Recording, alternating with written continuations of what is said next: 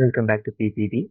We have talked about so many things in the normalization playlist, and now we have finally come to the important part where we will be focusing on normalization and what is the process behind that. So let's just dive right in. Normalization. That's what we are going to look at now. Normalization. Well, normalization is about studying the relations so that we could actually bring them to perform some important properties, or they can have some important properties that we can use to actually apply data or insert data into the relation. Okay, there are two properties that we normally require from normalization. The first one is we need to make sure that there is no redundancy, or we try to make sure that we can ultimately, the maximum that we can try to make the redundancy go away. I mean, we can reduce the redundancy. Obviously, there will be redundancy, whatever we try. So we are going to try and make the redundancy, minimize the redundancy as much as we can. And the second desired property is we have to reduce anomalies. Obviously, there can be anomalies because we are humans. Obviously, when we make a table or relation, we are going to make mistakes. So we are going to try and make sure that we can reduce maximum amount of anomalies.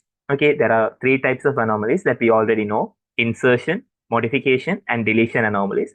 We are going to make sure that there are no such anomalies whenever possible. Okay, so we can say the process of normalization is analyzing relational schemas,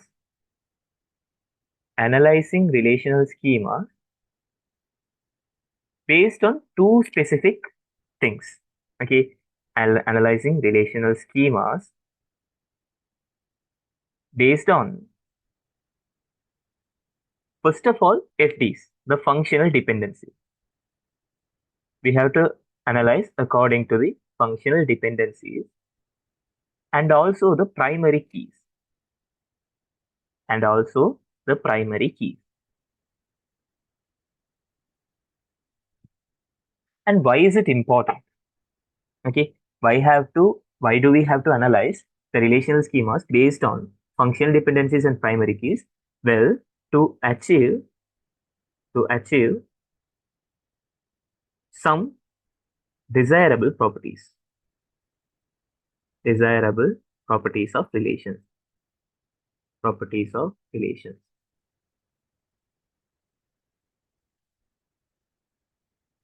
And what are these properties? First one, we have the reducing redundancy one. We have to reduce redundancy whenever possible. We can say RRK redundancy, reducing redundancy. And then we have reducing anomalies, reducing anomalies, reducing anomalies.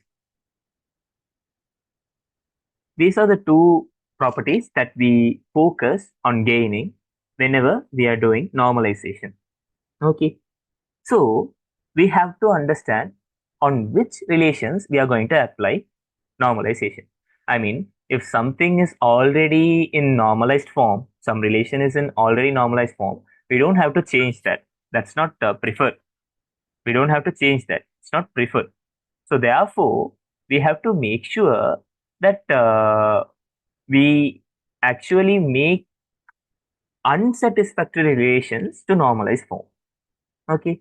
So what are unsatisfactory relations? Well, the relations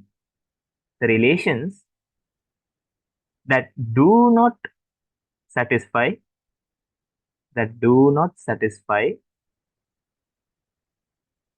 special NF rules or NF conditions. Normalization, normalized form conditions, yes. Normalized form conditions. Normalized form conditions. These relations are called as unsatisfactory relations. These ones are called as unsatisfactory relations. And on unsatisfactory relations only, we are going to apply our normalization mechanisms and make them satisfactory. So how do we do this? How do we do this? How to do normalization? Well, can you remember we spoke about decomposition when we spoke about the informal guideline 2? Decomposition. Informal guideline 2 said we have to eliminate anomalies. Okay, the three types of anomalies. For that, we said we can decompose relations until we achieve no anomalies. Right? So that's what normalization also. Okay, we are going to break down break down unsatisfactory relations, break down unsatisfactory relations into smaller, into one thing we are making it smaller, and also we are making it more structured.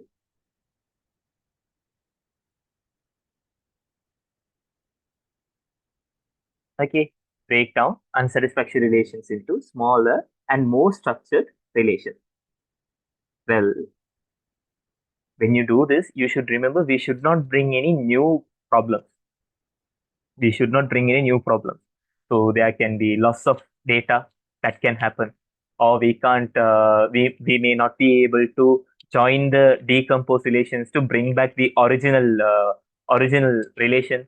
Or maybe whenever we are using join function, join relational algebra operation on this decomposed decomposed relations, there might be spurious tuple form, the invalid tuples that were actually not part of the original set, and that can lead to inaccuracy and misleading results.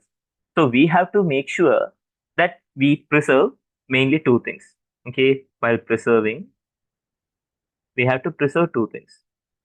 What are the two things that we are preserving now? Well, first of all, we have to make sure we are preserving the lossless join condition. We have to preserve lossless join condition. Why is it important? Well, we have to preserve satisfy lossless join condition because we are preserving the data integrity. We are preserving the data integrity. And the second one, the functional dependencies. Okay, so we are preserving also the functional dependencies. We are also preserving the functional dependencies. This is how we normally do normalization. We are going to decompose until we have satisfactory relation. And we will be making sure that we are preserving two main things. One is we are preserving the data integrity. And the second thing is we are preserving the functional dependencies. So let's talk about these two. First of all, let's talk about data integrity. Data integrity. How is it preserved? Well, it is preserved by satisfying lossless join condition. Satisfying lossless join condition. Well, you should remember this from the guideline 4. Okay, guideline 4, the informal guideline 4. It says we have to satisfy lossless join condition. The main thing is we should not make spurious tuples when we are applying join conditions. Okay, so this is how we are going to preserve the data integrity. Okay, so what does this mean? What does this mean? This ensures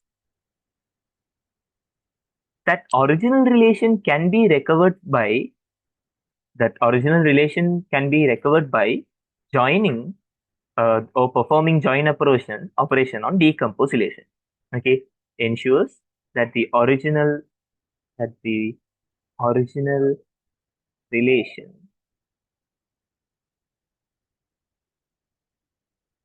can be recovered by joining decomposed relation.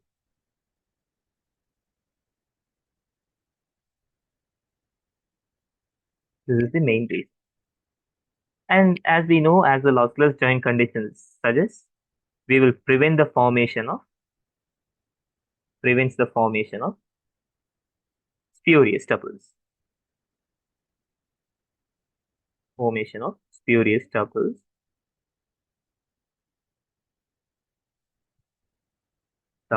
during joining decomposed relations.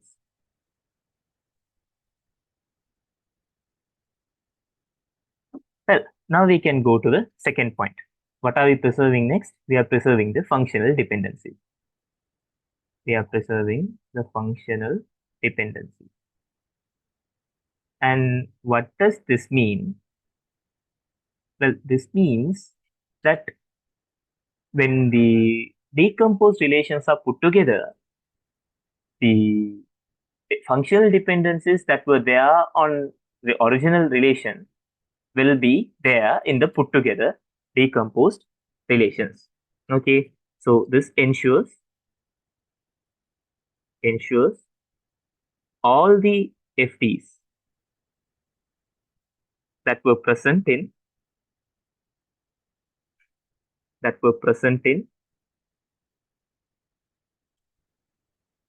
original relation original relation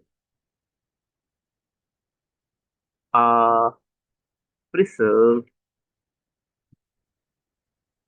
in decomposed relation. Okay, this is the uh, main idea of preserving functional dependency. Well, why do we actually need to do this thing? Why do we need to preserve functional dependencies? Well, the main reason is it allows us to imply the constraints even without complex joins. Okay, allows us allows us to implement allows us to implement these functional dependencies or constraints, because we know functional dependency is a constraint. That's all. So implement constraint without complex joins. Without complex joins. So these are what preserved when we are performing normalization process. All right. Now we'll look at what are the special normalized forms that are present in nowadays. Okay, the types of normalized forms. Okay, the types of normalized forms. Hereafter, I will be using NF instead of normalized form. I will be using NF so that it will be easy for us to navigate. So the first thing is 0NF, or you can say UNF, unnormalized form. Unnormalized form. Second one is 1NF, first normalization form. Third one is 2NF, second normalization form. Fourth one is 3NF, third normalization form. And then we have BCNF, boys cod normalization form. Okay, boys cod normalization form. And then we have 4NF and 5NF. They are higher normalization forms. Okay, they are higher normalization forms. So we are going to mainly focus on these three. And when you do these three, normally they result in fourth or fifth normally, but we'll also put them down. So 4NF and 5NF. After 3NF, these are called higher normalization forms. Higher normalization forms. Okay. So I hope you understood what are the basic ideas that you need to know about normalization. Now we can go to first normalization form. Thank you for watching this video on normalization. If you found this helpful, give it a like and share it with your friends. Don't forget to subscribe and hit the notification bell to stay updated with more lessons in this series. I'll see you in the next video. Until then, keep learning and stay curious. Bye bye.